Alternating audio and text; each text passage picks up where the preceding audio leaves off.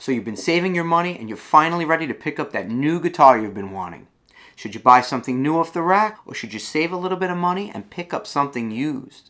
In today's video, I want to talk about why I almost always buy my guitars, especially my acoustic guitars, used instead of brand new, and how I came to this conclusion. Now, it's more than just about saving money, but I'll get into that later. And I'll also take a look at some of the things you need to look out for when you're buying a used guitar. But spoiler alert, they're the same things you have to look out for when you're buying a new guitar. Just because you got a guitar brand new doesn't mean it's not going to have problems. In fact, sometimes new guitars can have certain problems that used guitars don't have. So before we get into it, please hit that thumbs up and like this video. And if you like this sort of content, please subscribe so you could be up to date on future videos. All right, let's get into it. So let's talk about saving money, right? The obvious thing here is that buying a used guitar can save you money. And raise your hand if you don't like to save money. We all like to save money, right? So you can easily save hundreds of dollars or more by buying a guitar used rather than buying new. And although it's not my main reason for buying used guitars, it's never really a bad idea to save money. Take, for example, my Martin D35. This is a 2007 model. Happens to be my favorite of all the acoustic guitars that I own. And I bought this guitar a few years ago here at Sam Ash in New York for $1,700. When at the time they were retailing for, I believe it was low 2000s. Today in 2024, a Martin D35 is $3,400. Or how about this bad boy right here? This is a 2008 American Standard Strat. I bought this about 10 years ago in 2014, I guess, when it was only a couple years old. I guess it was already 7 years old, and I got it for $700. At the time, new Strats were going for about $1,250.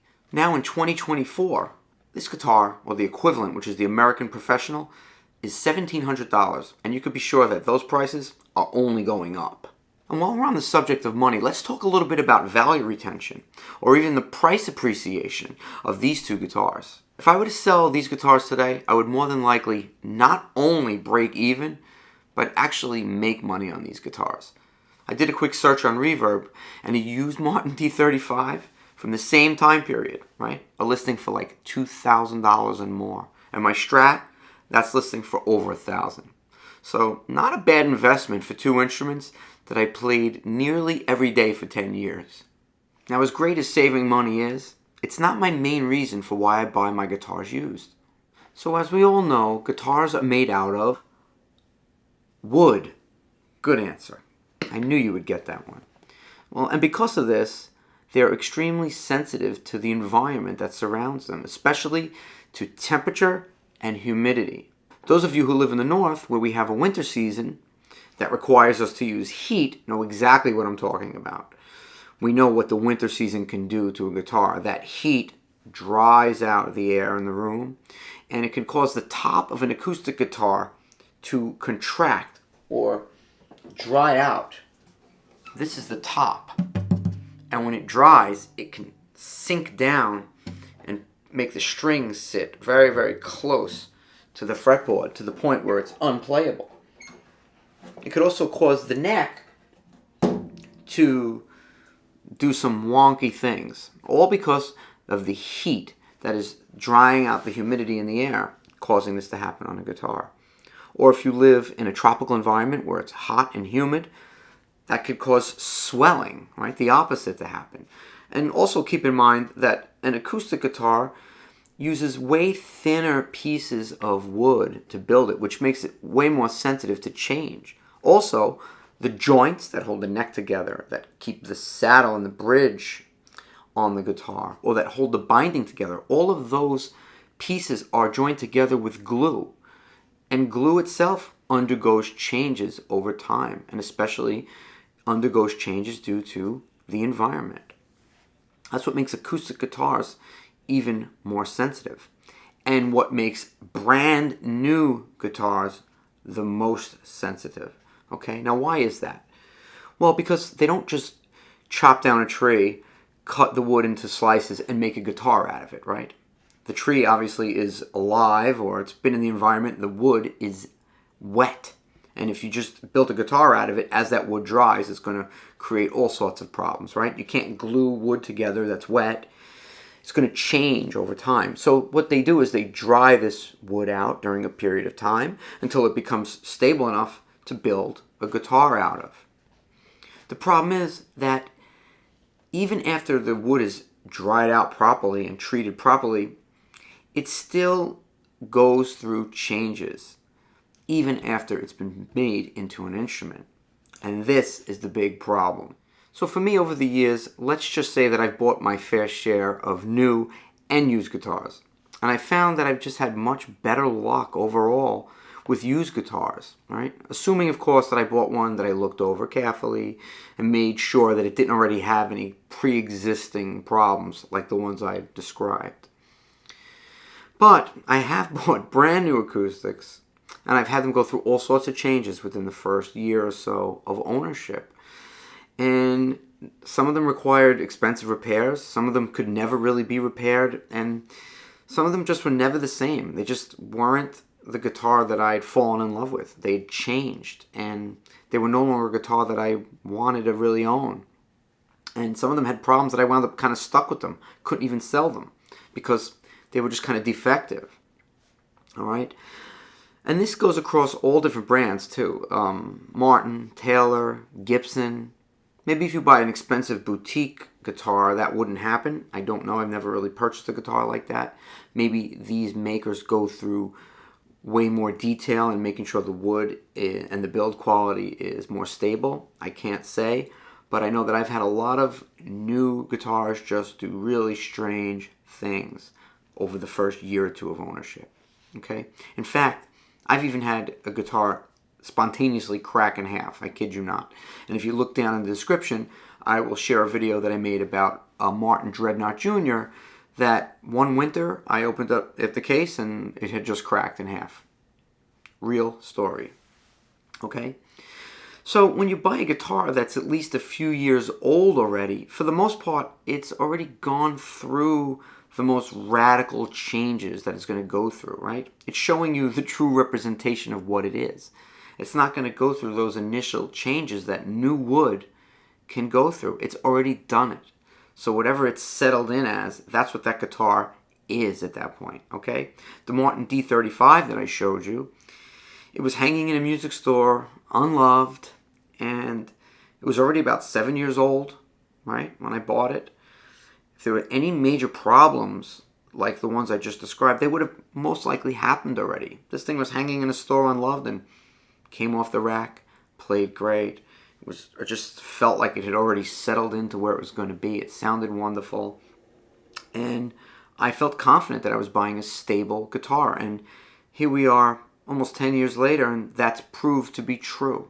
And I've done this time and time again with countless used guitars, and have had a lot of success. So that being said, what are some of the things we need to look for when we're buying a new or used guitar? What are some things we need to go over to make sure that we're getting a decent guitar? I'm going to talk a little bit about that now. So the first thing is, if you have a guitar teacher or a friend who plays guitar and has experience with guitars, by all means take them with you when you go to check out a potential guitar that you'll be buying. Okay? They'll be able to go over that guitar with you and find any problems that you might not see. There's no replacement for experience when it comes to this. That being said, here are a few things you could look out for to make sure that you're getting a decent guitar, okay? This is a big subject. This could easily be a whole nother video. So do some research out there. There are plenty of videos out there on YouTube that could help you figure out what to look for when you're buying a guitar to make sure there's no problems with it. But I'm just going to go over some basics in this video, okay? And perhaps in the future I'll make another video specifically on this subject. First thing you want to do is just look over the guitar overall, right? Are there any cracks in the top, the sides, in the back? Look closely. Make sure there are no cracks. Sometimes there could be hairline cracks that you don't see, okay? Now, cracks may not be a deal breaker, but you want to make sure that they're repaired properly. So if there is a crack, sometimes on the inside they will put a piece of wood across the crack and brace it, okay? May not be a deal breaker, but it should be reflected in the price. If you're buying a guitar that has a crack, then there should be some sort of discount for the fact that it has a crack. Another important thing, the neck joint. That's the spot where the neck joins to the guitar, okay? And you want to look around the seams around the neck joint and make sure they're tight. You want to make sure that the neck joint is not separating or lifting up from the body of the guitar. If there is, leave that guitar alone. The same thing around the saddle.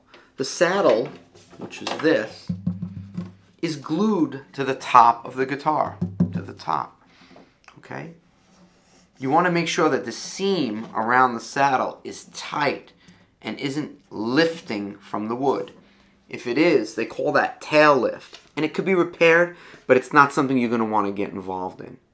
Next, you want to check the binding. The binding is this material around that lines the guitar. Sometimes on this particular guitar, it lines the neck. Just check all around the binding that it's not lifting and peeling out. Sometimes that glue could weaken over time and the binding can start to peel off. If it's minor, it can be fixed. It can be glued back in place. But something to be aware of. If the binding is peeling off, it might be a guitar you want to stay away from. Another thing we could do is run our hands along the top and bottom of the neck. And what we're trying to feel for is any sharp edges on the fret. We shouldn't feel any sharp edges. If we feel that the edges are sharp, it could mean that the guitar is not properly humidified and the neck is shrunk, leaving the fret edges exposed. This is not necessarily a huge problem, but you might want to have that guitar be properly humidified for a few days and see if it resolves itself. Sometimes it's just an issue of that the frets weren't really sanded properly and finished properly, but something to take a look for. Are the fret edges smooth? Another critical place we want to check is the back of the headstock. Make sure that there's no crack here. Sometimes a headstock can crack off a guitar if it falls, and it could be repaired, and sometimes the repair is so good you could barely see it. But you want to make sure that that headstock has never been cracked off of that guitar. If it did come off and was properly repaired, it might be okay. Could be very strong and could be a proper fix, but you want to be aware of it, and it would definitely need to be reflected in the price. If you're not that experienced, I would stay away from any guitar that had a cracked headstock. The next thing we want to do is make sure that the neck is straight. And by straight, I don't mean relief, up or down. Relief is the tension on the strings, and that could be corrected with the truss rod, assuming the truss rod is working properly. Your setup technician can adjust your truss rod to give proper tension on the strings. What I'm talking about is whether the neck is straight this way and not tilted. So what do? I'm going to turn sideways. We're going to look from the headstock down. I do it with one eye like I'm looking down the barrel of a gun. Okay? So you're going to have this perspective straight down the neck, right? And you want to make sure that that neck isn't twisted left or right, but dead straight. If it's twisted left or right, stay away from that guitar. The next step is to check for fret wear. Okay, specifically on the first few frets on the highest strings, the E, B, and G string. What we want to do is just pull the string out of the way and look for any deep divots where the string cuts into the fret when we play. Okay? Again, we move the strings out of the way and we look for any deep divots in the frets. If there are deep divots in the frets, then there's a chance that this guitar might need fretwork. And If you really love the guitar and you're willing to get it done, it might be worth it. But if you're in doubt, stay away from a guitar that will need future fretwork. Ultimately, all guitars will need fretwork if you play them enough. But you just want to see how much meat you have left on those frets before you commit. Next, play the guitar. Give the guitar a feel. See if it feels like a guitar you want to play. How is the action? Are the strings really high? Are the strings really low? If the strings are too high, you might want to do a quick check on neck relief if you know how. Maybe it just needs a simple truss rod adjustment. But basically, you kind of want to make sure that this is a guitar that you like the way it plays out of the gate. You don't want to buy a guitar thinking that you're already going to have to make major adjustments to it, especially if you don't know too much about how to do those sort of things. Okay, so let's assume you play the guitar, you like the action. Now what do you want to do? You want to play each note on each fret all the way up, checking for dead notes, especially up above the 12th fret, specifically the 14th fret, where the neck joins to the body, where the fretboard joins to the body. Because what sometimes could happen here is a guitar can develop a hump in this upper section, where this section is higher, and there's very little you can do to fix that. You know, you'd have to remove the frets, plane the board, and if it's choking out up here, that's a guitar you definitely want to stay away from. So if your guitar passes all of these basic tests in this little bullet list that I've set up for you, chances are you found a good candidate for what could prove to be a pretty reliable and stable guitar. And if it's a used guitar and you can get it at a discount, save money, even better. Okay? So feel free to share your opinions and your experiences in the comments. We'd all love to hear what you have to say. I know I would. Okay? I hope you found this video helpful, and I hope to see you soon in a future video. Take care. I'll see you soon.